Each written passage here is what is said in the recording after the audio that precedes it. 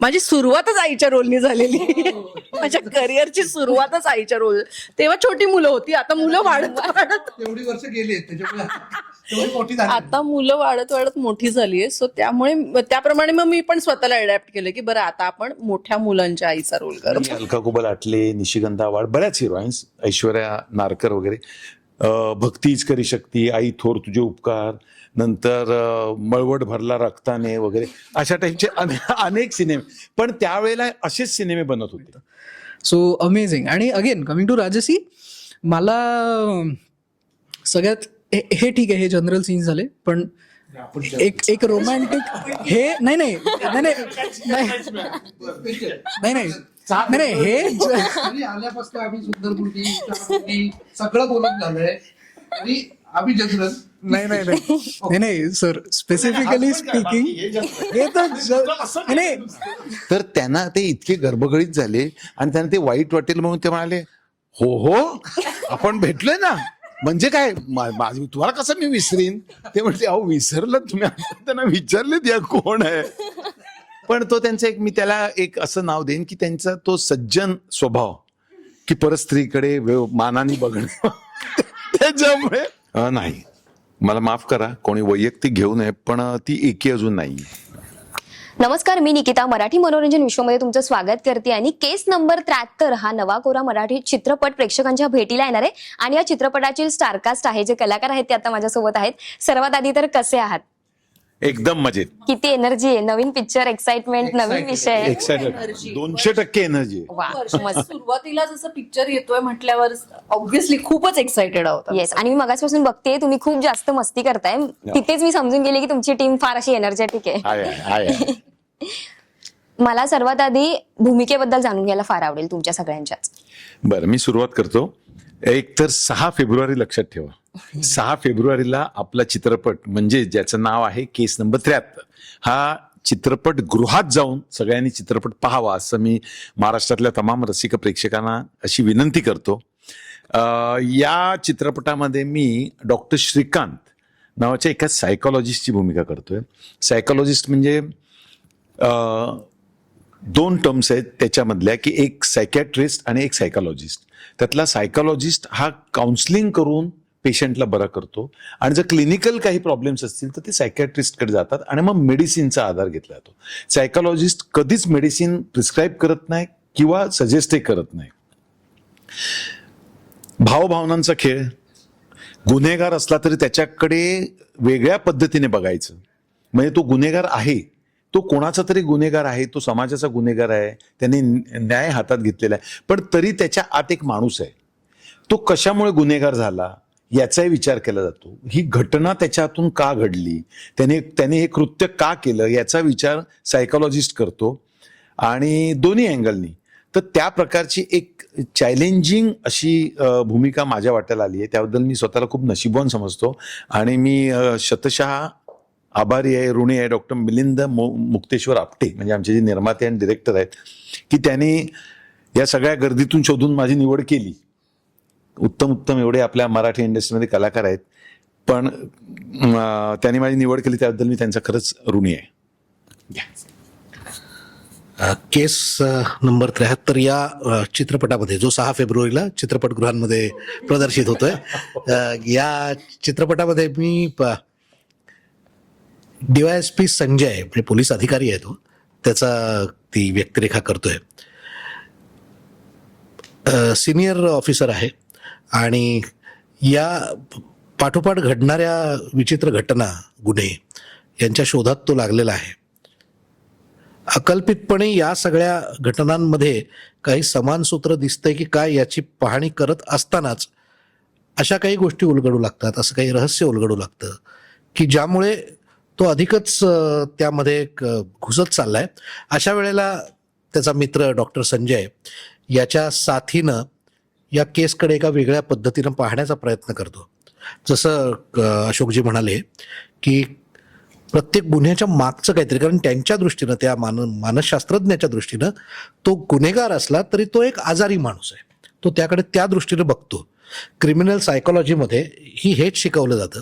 पण याची सांगड घालताना कुठेतरी त्याची कदाचित गफलत होतीये की काय असं त्याला वाटत असताना अनेक गोष्टी समोर येतात आणि त्यातनं हा सायको थ्रिलर आपल्या समोर येतो. तो येत असतानाच त्यामध्ये त्या गोष्टीमध्ये असलेले काही रोमॅन्टिक अँगल्स आपल्याला दिसतात, भावभावनांचे, नातेसंबंधांचे हे दिसतं. आणि त्याचबरोबर एक असा इशू आपल्याला दिसतो की जो आपल्याला प्रत्येकाला, समाजातल्या प्रत्येक घटकाला त्याच्याशी कुठेतरी जोडणार आहे. त्या घटनेशी नसेल पण त्या इशूशी असेल, त्या प्रॉब्लेमशी असेल, त्या आजाराशी असेल, त्या माणसांची असेल, कुठेतरी जोडणारं असं हे आपल्याला दिसतं. आणि ही सगळी कहाणी या केस नंबर 73 या चित्रपटातनं तुमच्यासमोर अतिशय मनोरंजक पद्धतीने येते. आणि या मनोरंजक चित्रपटाचा एक भाग हा पोलीस अधिकारी संजय आहे, अशी ती भूमिका आहे. येस, ताई तुझ्याकडे येईन, काय सांगशील? सो अशोक सर आणि शैलेश दादा जसं म्हणाले 6 फेब्रुवारीला आमचा हा चित्रपट येतो आहे, केस नंबर 73. आणि त्यात ही जी एक सुंदर मुलगी तुम्हाला माझ्या शेजारी बसलेली दिसते, तर आमच्या प्रोटॅगनिस्टच्या आईच्या भूमिकेत मी या चित्रपटात आहे. सो ती एक सोशल वर्कर बाई आहे आणि अत्यंत साधं आयुष्य जगणारी बाई आहे. आणि अचानक हे जे काही केस नंबर 73 घडतं आणि त्याच्यामुळे हे जे काही सगळ्यांच्याच आयुष्यात उलथापालथ होऊन जाते. इकडे बसलेले सगळीच माणसं जी तुम्हाला दिसत आहेत त्या सिनेमातली पात्र, त्याबद्दल हा सिनेमा आहे. आणि हा एक सायकोलॉजिकल थ्रिलर जरी असला तरी त्यात खूप एंटरटेनमेंट, एक सुंदर गाणं, 2 सुंदर गाणी, असं एक काय म्हणतात प्रॉपर एंटरटेनमेंट पॅकेज असलेला हा सिनेमा आहे. आय रिपीट 6 फेब्रुवारीला केस नंबर 73 तुमच्या जवळच्या चित्रपटगृहात जाऊन नक्की बघा. त्यात मी मधुरा इनामदार नावाच्या मुलीचं पात्र करते, जी एक लॉयर आहे. आणि जसं तुम्ही आता ऐकलं असेल की हे सगळ्यांचे जे प्रोफेशन्स आहेत, आता मी लॉयर आहे, हे पोलीस इन्स्पेक्टर आहेत, सायकॉलॉजिस्ट, सगळे सोशल वर्कर, हे तसे खूप नॉर्मल वाटणारी माणसं आहेत ज्यांच्या आयुष्यात ही एक केस घडते, ज्यात is case number 73, case number 73. आणि ह्या नॉर्मल लोकांच्या आयुष्यात खूप अबनॉर्मल घटना घडायला लागतात त्याच्यानंतर. त्या एकच घटना आहे जी कॉमन आहे या सगळ्यांमध्ये. आणि मग त्यांना प्रोफेशनली आणि पर्सनली, कारण आता स्टोरी म्हणल्यानंतर प्रत्येकाचं काही ना काहीतरी नातं एकमेकांबरोबर, तर ते प्रोफेशनल आहे, पर्सनल आहे, ते तुम्हाला 6 फेब्रुवारीला कळेलच. पण त्यातनं जे चॅलेंजेस येतात ते कसे टॅकल करतात ह्याची ती अख्खी गोष्ट आहे. आणि मी एक लॉयरची भूमिका करते, जे खूप चॅलेंजिंग होतं ह्यासाठी, कारण भरपूर पाठांतर असतं लॉयर म्हणलं की. मी सतत एक आपली स्क्रिप्ट धरून हे आर्टिकल, त्याच्यात चुका नाही करू शकत तुम्ही. ते काय आर्टिकल, त्यांचे काय लॉ अँड ऑर्डर, आणि आय थिंक ते खूप चॅलेंजिंग होतं असं ते कॅरेक्टर. फक्त सुंदर नाही, हुशार आहे. वा, शैलेश सर एक पार्टी, अभि तो पार्टी आहे. सो पियुष दीक्षित म्हणजेच संजय दीक्षित, शैलेश सरांच्या मुलाचा मी रोल करतोय. सो पियुष एक ॲग्रिकल्चरल बायोटेक्नॉलॉजिस्ट आहे. वडिलांप्रमाणे त्याचं सुद्धा त्याच्या मातीशी, त्याच्या देशाशी एक प्रेम आहे. त्याच्यासाठी तो जे करू शकतो ते सगळं करणार. या पलीकडे त्याचं एका मुलीवर प्रेम पण आहे, इमोशनल आहे, फॅमिली ओरिएंटेड आहे, एक आयडियल हजबंड मटेरियल आपण ज्याला म्हणू शकतो, असं ते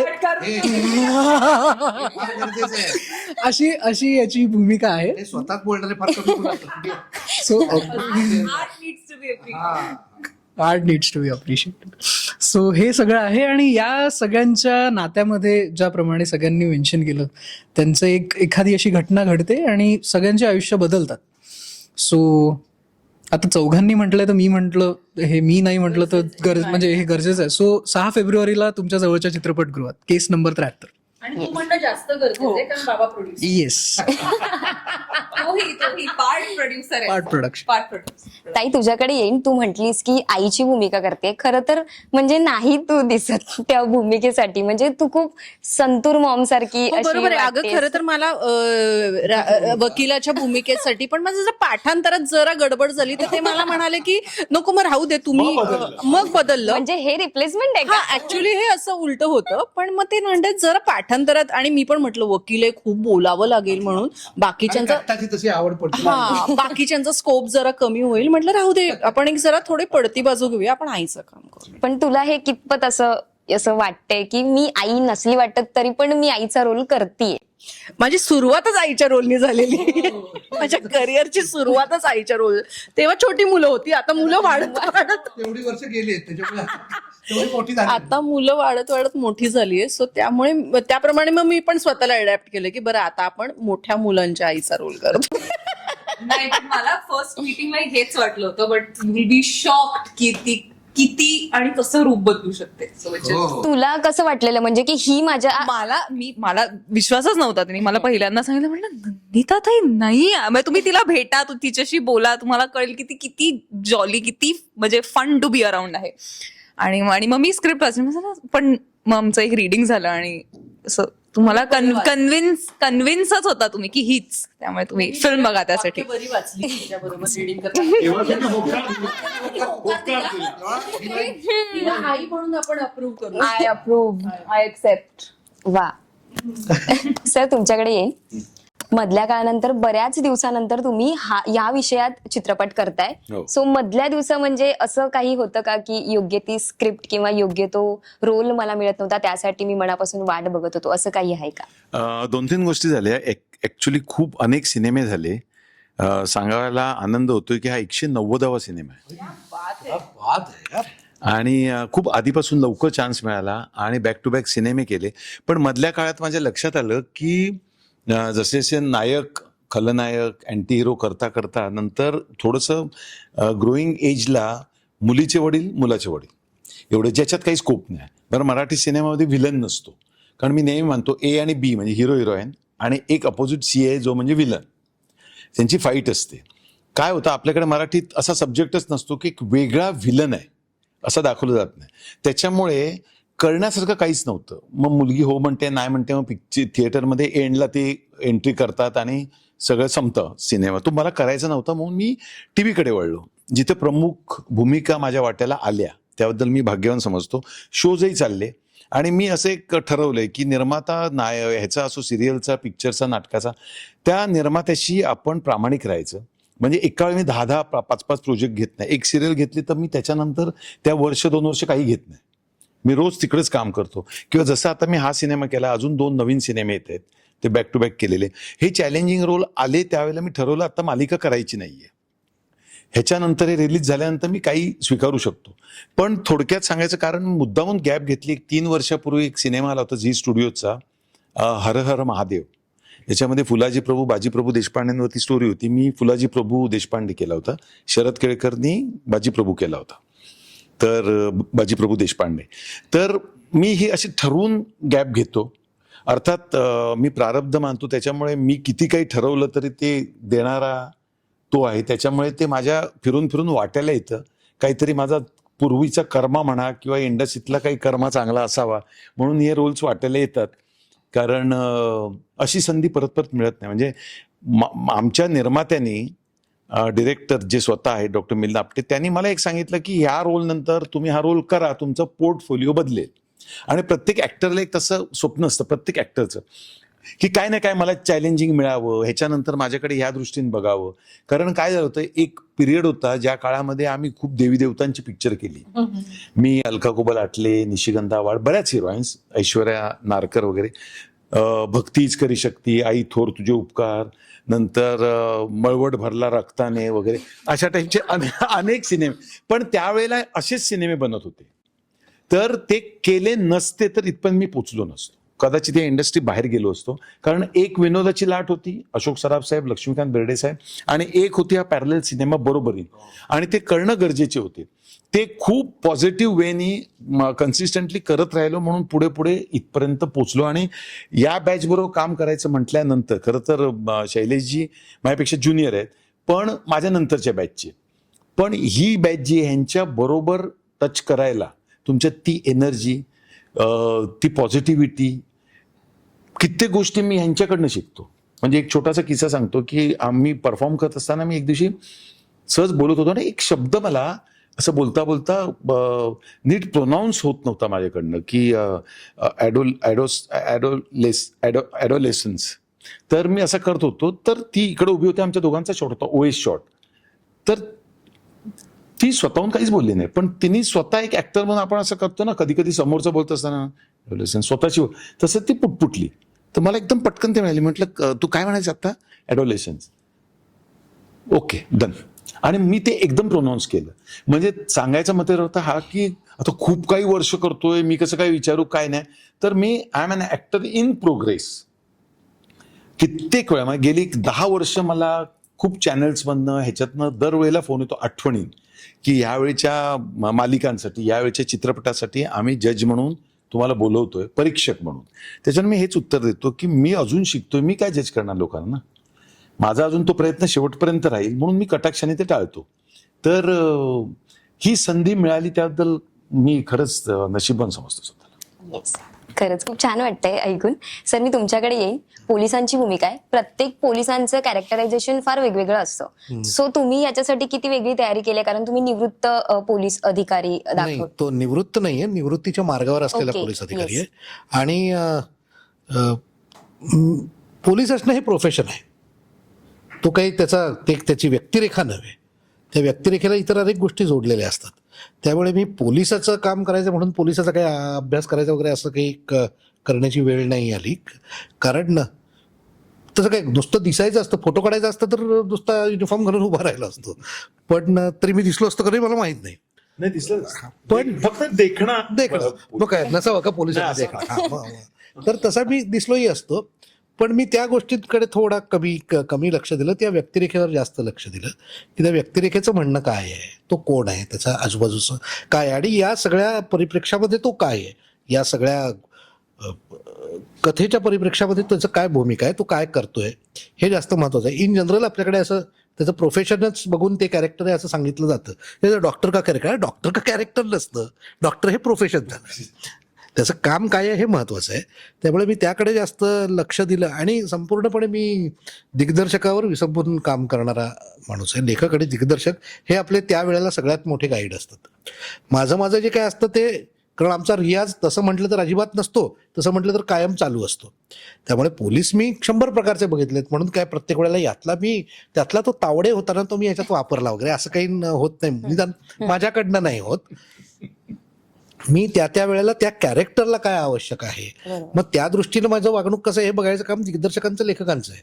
ते मला करतील. जर मी पोक काढून उभा राहत असेल तर त्यांनी येऊन माझ्या पाठीत धपाटा घाला आणि सांगा अरे पोलीस आहेस नीट उभा राहा. पण म्हणून पोक काढून उभे राहणारे पोलीस नसतात का, तर ते असतात. तेही मी बघितलेले आहेत. त्यामुळे चित्रपटाच्या गोष्टीच्या, त्या व्यक्तिरेखाच्या, त्या आजूबाजूच्या प्रसंगाच्या, त्या घटनेच्या आणि त्या लिमिटेशनच्या संदर्भामध्ये मी जे काय करणं आवश्यक आहे तेवढाच विचार मी करतो. तो मी केला असं मला वाटतं. तो किती सफळ झालाय हे 6 फेब्रुवारीला केस नंबर 73 या चित्रपटातनं तुम्हाला दिसणारच आहे. चित्रपटगृहात जाऊन बघितल्यानंतर. तर तेवढं तुम्ही बघावं एवढं मात्र मी नक्की सांगेन. राजेसी तुझ्याकडे येईल. वकिलांची भूमिका करतेस, सो ती बॉडी लँग्वेज जपणं किंवा ते शब्द वापरणं किंवा तसं ऑरा असणं, सो तू किती वेगळी तयारी केली आहेस याच्यासाठी? मी जसं शैलेश सर म्हणाले की लेखक आणि दिग्दर्शकावर सगळं त्यांनी गाईड केल्यावर ते खूप बेटर परफॉर्म करता येतं. त्यांचा गायडन्स तुम्हाला एकदा मिळाल्यावर, सो तो मला उत्तम मिळाला होता. त्यामुळे तयारी हीच होती की खूप बघितलं, खूप कॉन्टेंट, तसे कोर्टरूम ड्रामाज बघितले गेले की ह्यातनं आपण म्हणजे बघितलेले तर खूप असतात जनरली असंच आपण बघताना. पण आता हा विचार स्क्रिप्ट समोर असताना, तो विचार डोक्यात असताना काही गोष्टी, काही जे आवडलेले सिनेमे आहेत, काही आवडलेले सीन्स आहेत ते परत जाऊन बघणं. ऍक्च्युअल कोर्ट केसेस पण युट्यूबवर असतात अवेलेबल, हे मला ह्याच्यामुळेच कळलं की ते ऍक्च्युली बघायला मिळतं आपल्याला. जाऊन लाईव्हही बघता येतं, पण तेवढी मला जरा भीती वाटली, तेवढं नाही गेलं.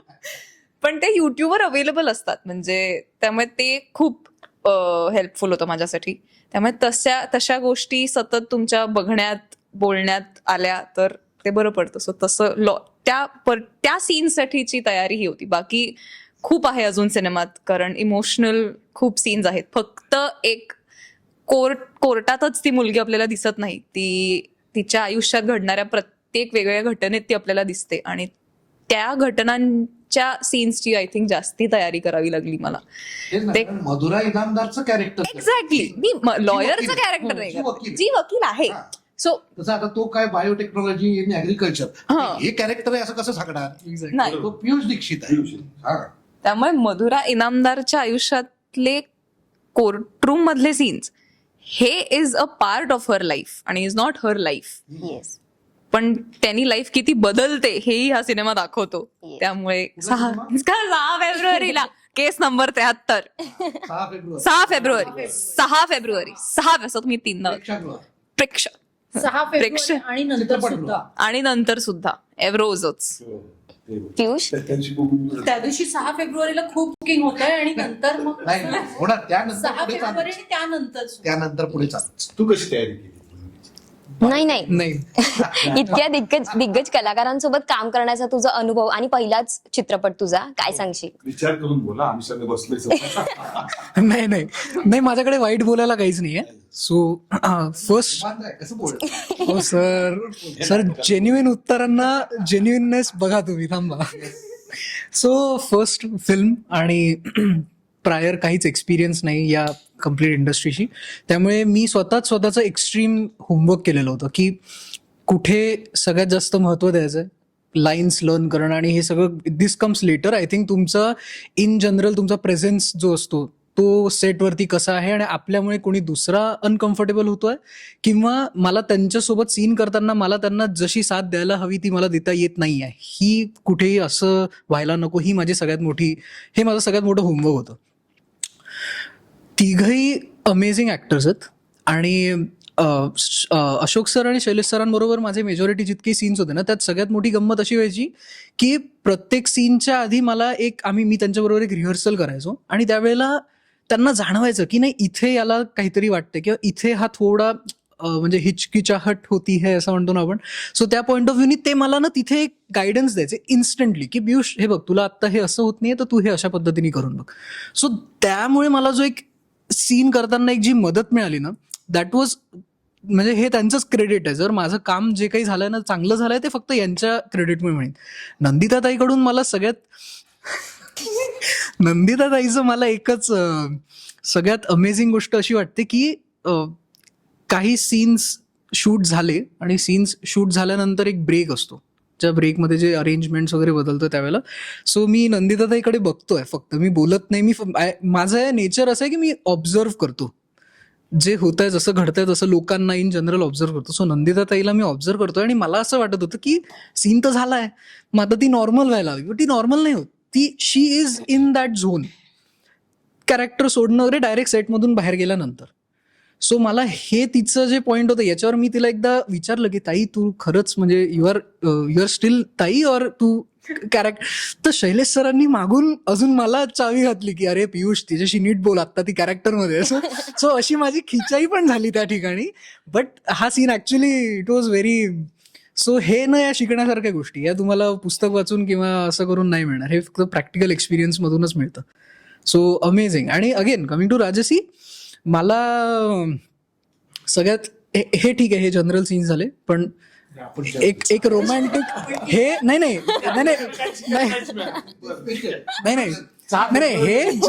आल्यापासून आम्ही सुंदरमुलगी सगळं बोलत झालंय तरी आम्ही जनरल नाही सर, स्पेसिफिकली स्पीकिंग हे तर नाही पण त्याच्यामध्ये तो म्हणाला हे तिघे तर चांगले ऍक्टर्स आहेतच. नाही तुम्ही तसं नाही. सो द पॉइंट इज की एक तर बाबा तिथे बसले, फिल्म लाईनशी आमचा कोणाचा संबंध नाही. सो रोमॅन्टिक सीन करताना जो एक जनरल भीती असते की आता मुलीचा हात पकडायचा आहे किंवा आता हे असं करायचं. सो त्या केसमध्ये मनाची समजूत घालण्यापासून 2-3 आठवडे जिथून सुरुवात झाली या कामाला तिथून ही मनाची समजूत घालणं. सो आय थिंक राजसीनी मला तिथे एक जो आम्ही कम्फर्ट घेऊन येणं की आपण दोघंही एकाच पेजवर आहोत, this is how it needs to be done, professionally आपण हे असं करायचं आहे. त्यामुळे मला सुद्धा एक कम्फर्ट आला होता की सो या गोष्टी खूप इझिली पार पडल्या. सो आय थिंक हे चौघही अमेझिंग ऍक्टर्स आहेत आणि it was a pleasure working. की पियुष सुद्धा अतिशय कम्फर्टेबल, अतिशय स्मूथ सिमलेस. नाही अतिशय स्मूथली काम केलं त्यांनी. पहिला चित्रपट आहे असं तुम्हाला वाटणार नाही अजिबात. आणि या मुलांचा कॉन्फिडन्स तर असतोच, तो आम्ही नेहमी पाहतोच, पण अतिशय प्रामाणिकपणे ऑनेस्टली, कारण बाकी काही तुमचं दिसेल न दिसेल स्क्रीनवर, तुमच्या टॅलेंटवर ते अवलंबून आहे, पण ऑनेस्टी मॅटर्स द मोस्ट. आणि ज्या ऑनेस्टली त्यांनी काम केलंय ते खरोखर कौतुकास्पद आहे. आणि राजसीचे आणि त्याचे सीन इतके सुंदर इतकं मस्त झालेत ना की ते बघायला नक्की जेन्युइन वाटतात, अगदी खरे वाटतात. आणि हा खरेपणा, हा प्रामाणिकपणा हा तुम्हाला पुढे घेऊन जात असतो असं मला नेहमी वाटतं.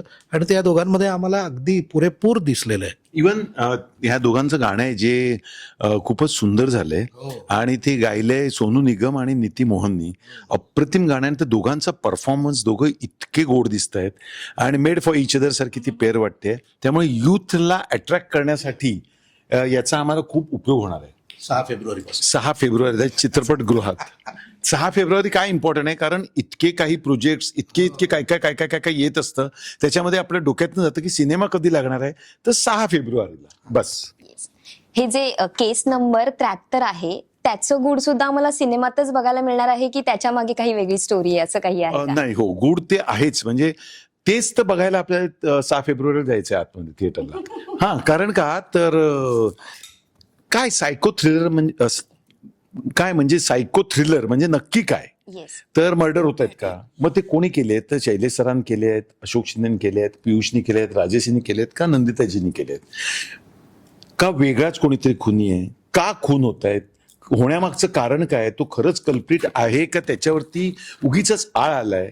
कधी कधी काय होतं ना, अशा प्रकारामध्ये एखादी चुकीची व्यक्ती पकडली जाते आणि त्याच्यावर पण अन्याय होऊ शकतो, असं अनेकदा समाजात झालेलं आहे. या सगळ्याची अशी बांधिलकी करून ह्या चित्रपटाची आपण म्हणतो ना की तो कॉन्सेप्ट तयार केला गेलाय.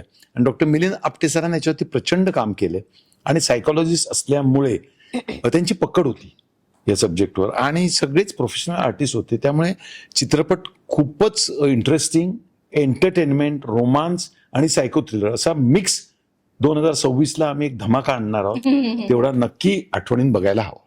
येस. इतर सिनेमांपेक्षा हा सायको थ्रिलर आहे, म्हणजे सायको किलरचा मूवी आहे. सो हा चित्रपटाच्या शूट दरम्यान तुम्हाला किती जास्त मजा आली आहे आणि एखादा असा सीन घडलाय का की जो सगळ्यांसाठी खूप असा फनी असेल किंवा जो असा कायम लक्षात राहणार असेल, असं काही आहे? हो, एक प्रसंग आहे की ह्यांच्या एक सिक्वेन्स आहे की या दोघांचा एक साखरपुड्याचा सिक्वेन्स आहे. तिथे शैलेशजी, नंदिताजी, आम्ही सगळे होतो आणि शैलेशजींची जी मिसेस सरोल करत होती त्या नवीन ऍक्ट्रेस आहेत, माझ्या अपोजिट होते, त्याही नवीन होत्या. आणि तर नंदिताजी पण उभे होते आणि आम्ही सगळे असे आता सगळे तयारीत होते, ही तयार होते म्हणून येते तोपर्यंत ह्यांचे काही सीन्स झाले होते, ह्यांची ओळखही झाली होती. आणि पुढचं तू सांग, तू सांग शैली. तर त्या समोर आल्या, तर ह्यांनी त्यांना ओळखच नाही दाखवली आणि मला विचारलं हळूच, ह्या कोण आहेत? म्हटलं माझी बायको. तर त्यांनी ते ऐकलं, ते म्हटले अहो आपण सकाळी भेटलो ना. तर त्यांना ते इतके गर्भगळीत झाले आणि त्यांना ते वाईट वाटेल म्हणून ते म्हणाले हो आपण भेटलोय ना, म्हणजे काय तुम्हाला कसं मी विसरीन. ते म्हटले अहो विसरलं तुम्ही. त्यांना विचारले या कोण आहे. पण तो त्यांचा एक, मी त्याला एक असं नाव देईन की त्यांचा तो सज्जन स्वभाव की परस्त्रीकडे मानाने बघणं त्याच्यामुळे त्यांच्या लक्षात अशा खूप गमती. आणि तेवढ्यात मिलिंद सर म्हणले अरे चला आपण घेऊया का शॉट. तेवढ्यात आमची हिरोईन तयार होऊन एकदम नववधूच्या वेशात अशी आली, सगळ्यांचं लक्ष तिकडे गेलं आणि त्याच्यावरती पाणी पडलं. पण अशा छोट्या छोट्या गोष्टी ना आम्ही सेटवरती धमाल करत असतो. ही बेरिंग मध्ये असतं. बरं, हिची स्पेशालिटी कशी होती नंदिताजींची, स्वतःचा सीन होता ना कुठेतरी असं असं करत काहीतरी बसायची आणि स्वतःचा सीन झाला, क्लोज झाला की मग सगळ्यांची म्हणजे तिकडे बघत बसणार. बरं काय होतं, हा मी परफॉर्म करत असताना मी ह्याच्यामध्ये कॅमेराच्या अँगलने बघत असे ना, तर इकडची हालचाल सुद्धा डिस्टर्ब करू शकते. परंतु कदाचित तिला इतका आमच्यावर विश्वास होता की हे कसलेले कलाकार ह्याच्यावर लक्ष देणार नाही म्हणून ती ते त्रास द्यायचीच आम्हाला. पण अर्थात बदनामी होते या सगळ्यात. पण अर्थात खूपच गोड युनिट होतं. इतक्या सिनेमांमध्ये ना अशा काही सिनेमे आहेत ज्याच्यामध्ये ना कधी कुठले हर्डल आले नाहीत.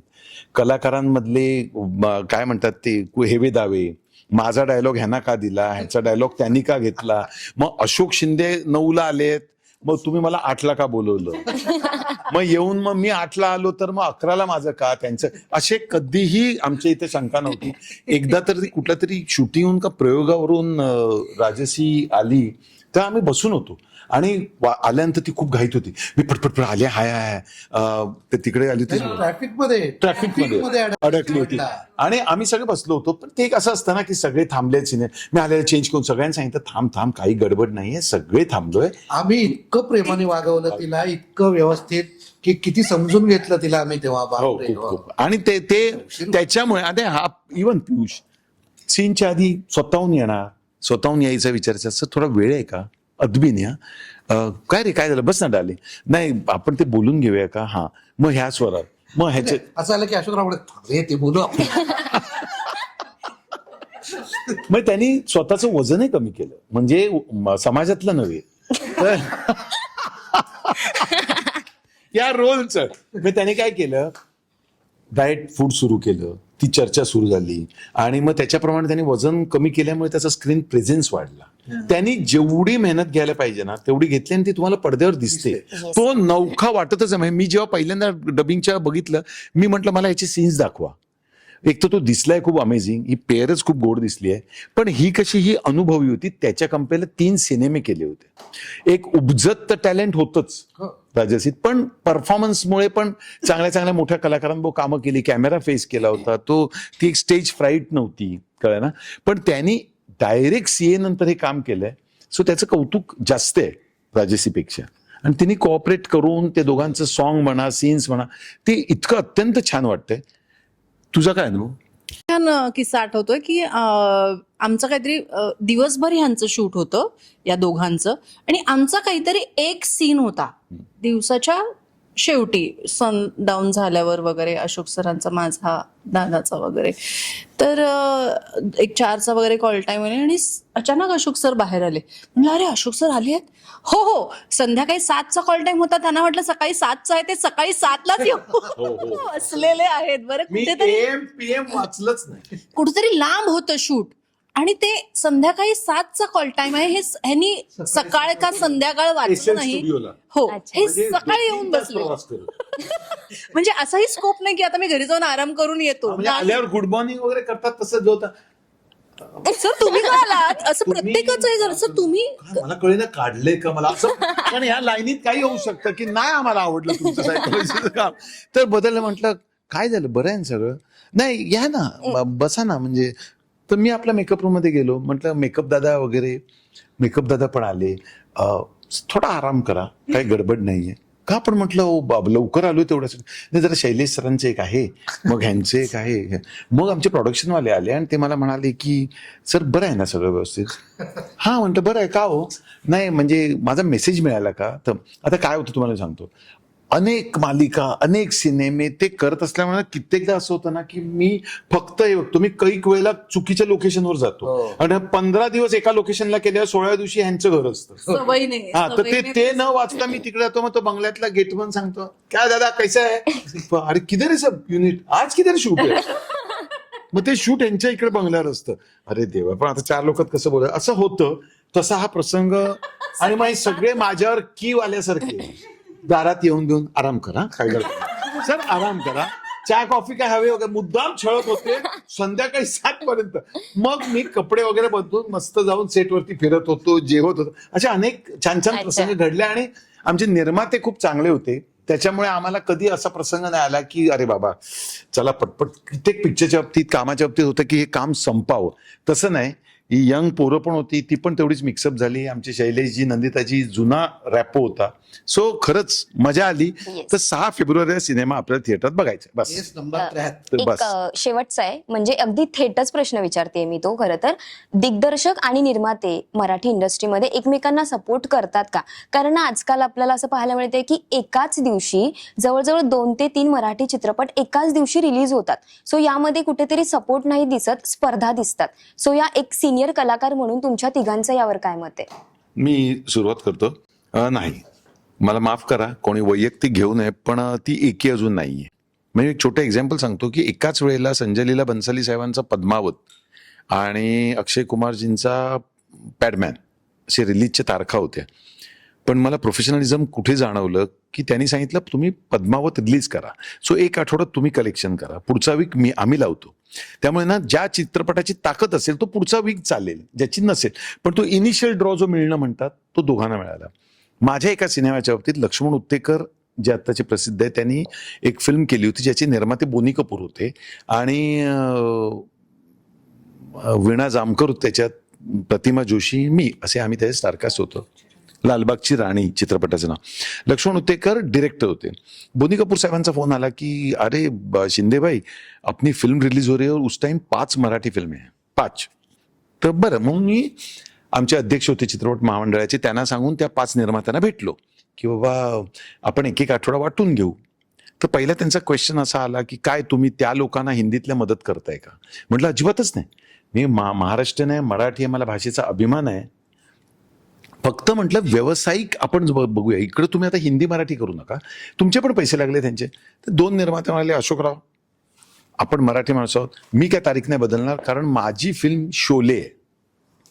म्हटलं म्हणजे मी माझ्या फिल्मची हा मला कॉन्फिडन्स आहे त्याच्यामुळे आम्ही लावणार. आणि मग एका दिवशी 5 सिनेमे, कुठल्या सिनेमाला कुठलं टायमिंग मिळणार, त्यात 2 हिंदीचे आपल्यावर असं गारुड असतंच, मग 2 हल्ली साऊथचे पण येतात, 2 ॲव्हेंजर वगैरे त्या स्टाईलचे येतात, 1 आसामी असतो, हल्ली गुजराती सुरू झाले. मग गैर काही नाहीये, भोजपुरी तर असतातच. आता ह्याच्यात सगळ्यांना वाटून मग आमच्या वाट्याला कुठला आला तर सकाळी 7 वाजता, दुपारी 11, त्यांच्या संध्याकाळी 4 आणि रात्री 11. मग मला जे काही आपला एक प्रेक्षक वर्ग आहे ते फोन करून अशोकराव आज मुलं सगळ्यांना सुट्ट्या येतो, एक नॉर्मल शो नाही हो, 4 ऑड आहे, रात्री 11 ऑड आहे, सकाळी 7 ऑड आहे. मग ते परत क्लेश सुरू होतो की चांगली सीट मिळत नाहीये का, तर हे असं झाल्यामुळे आता हे जे 1 आठवडा केलं असतं तर चॉईस मिळतो ना. त्यामुळे माझं वैयक्तिक मत आहे की आपण जोपर्यंत सिंडिकेट करून पिक्चर लावत नाही तोपर्यंत मराठीत बाहुबली बनणं अशक्य आहे. नाही, यात मी वेगळं बोलण्यासारखं काहीच नाही. अगदी मी याच मताचा आहे की सगळ्यांनी एकत्र येऊन जर सगळ्यांना मिळून फिल्म इंडस्ट्रीबद्दल, या मराठी चित्रपट या व्यवसायाबद्दल काही नीट चांगलं करायचं असेल तर सगळ्यांनी एकत्र येऊन या गोष्टी एकदा सॉर्ट आऊट करायला हव्यात. पण प्रत्येक वेळेला कोणाचे कधी इगो आडवे येत असतील, कधी कोणाच्या बाकी अडचणी असतील, प्रत्येक वेळेला मी असं नाही म्हणत की कोणाचं काही दमदाटी एक असते, की समंजसपणानं घ्यावं आणि त्या गोष्टी सॉर्ट आऊट व्हाव्यात. अर्थात आम्ही फक्त ऍक्टर्स आहोत, आम्ही फक्त काम करणारे आहोत, पण या सगळ्याचा परिणाम कुठेतरी आमच्यावर व्यावसायिक म्हणून पण होतच असतो. त्यामुळे याबद्दल बोलणं गरजेचं ठरतं. तर माझंही हेच म्हणणं आहे की या सगळ्या गोष्टी, ही सगळी मोठी मंडळी आहेत, ही सगळी इंडस्ट्रीला उभी करणारी, चालवणारी मंडळी आहेत, यांनी एकदा आपापसात एक कन्सेन्सस, एकमत व्हावं आणि त्या दृष्टीने हे पुढे हा प्रॉब्लेम सॉर्ट आऊट व्हावा, ज्यायोगे मराठी चित्रपट अजून चांगला होत राहील, लोकांपर्यंत पोहोचला पाहिजे, तो पोहोचेल. ताई काय सांगशील? आय अग्री, त्यांनी most of the points cover केलेत. मला अजून एक गोष्ट फक्त सांगावीशी वाटते की मुंबई ही किंवा महाराष्ट्र, सो मुंबईत फक्त मराठी सिनेमा नसतो, तिकडे हिंदी सिनेमा असतो, तिकडे गुजराती असतो. तर ह्या सगळ्यात मराठी सिनेमांनी कसं स्ट्रॉंग राहता येईल, जे एकत्र येऊन करता येईल, सो त्याच्याकडे लक्ष देणं अत्यंत गरजेचं आहे. नाहीतर मग अदरवाईज सुद्धा ऑडियन्स वाटला जातो या सगळ्या बाकीच्या भाषांमध्ये. साऊथचेही सिनेमे येतात इथे, सो या सगळ्या ह्याच्यात असाही ऑडियन्स वाटला जातो. सो त्यावेळी मराठी इंडस्ट्रीने एकत्र राहून त्याच्यावर तोडगा काढणं अत्यंत गरजेचं आहे. येस. काय तरुण पिढीला काय वाटतं? एक लाईन म्हणजे जे काही घडतंय, जे सिनेमे येत आहेत, तुझे पण बॅक टू बॅक 3 आले चांगले सिनेमे. आय थिंक ऑडियन्सचं जेवढं प्रेम आता OTT वर सिनेमा आल्यावर मिळतं, त्यातलं जास्ती प्रेम हे थिएटर्समध्ये जर का दिसलं तर नवीन निर्मात्यांना किंवा जे आत्ताचे आहेत निर्माते, एक्झिस्टिंग प्रोड्युसर्सना, नवीन प्रोड्युसर्सना खूप उमेद मिळेल. कारण शेवटी आपण क्रिएटिव्हिटी म्हणून चित्रपटात काम करतो, चित्रपट बनवतो, पण त्याची बिझनेस साईड खूपच महत्वाची आणि ती इग्नोर करून नाही चालणार. त्यामुळे जे म्हणजे चित्रपट बघतात लोक, हे मला वाटलं की त्यांना बघायचंच नाही, त्यांना नाहीच आवडलाय किंवा असं. पण OTTवर आल्यानंतर ज्या प्रमाणात लोक चित्रपट बघतायत आणि ज्या प्रमाणात मेसेजेस आणि फीडबॅक येत आहेत ते बघून छानही वाटतं. पण असे वाटतं अरे मग तुम्ही थिएटर्समध्ये का नाही बघत? तुम्ही क्युरियस आहात, तुम्हाला उत्सुकता आहे हा सिनेमा काय आहे बघायची, तुम्हाला आवडतोय सिनेमा, मग तुम्ही थोडी मेहनत घेऊन चित्रपटगृहापर्यंत गेलात आणि if you spread the word तर फारच मदत होईल. आम्हालाही कलाकार म्हणून उमेद मिळेल आणि निर्मात्यांनाही नक्कीच मिळेल. आणि तू हे सांग की थिएटर मध्ये कधी येतोय सिनेमा? नाही, first of all I think मी या इंडस्ट्रीमध्ये काय घडतंय किंवा कसं होतं यावर आत्ता मी कमेंट करणं हे खूप बरोबर नाही, बिकॉज माझी आत्ता एंट्री झाली आहे. मी पहिलं पाऊल टाकलं आणि आत्ता याबद्दल माझं फक्त मत देण्याचं जर मला म्हटलं तर आय अग्री विथ देम. पण आय थिंक मी या विषयावरती खूप जास्त माझं बोलणं बरोबर नाही. पण चित्रपट बघायला नक्की जा.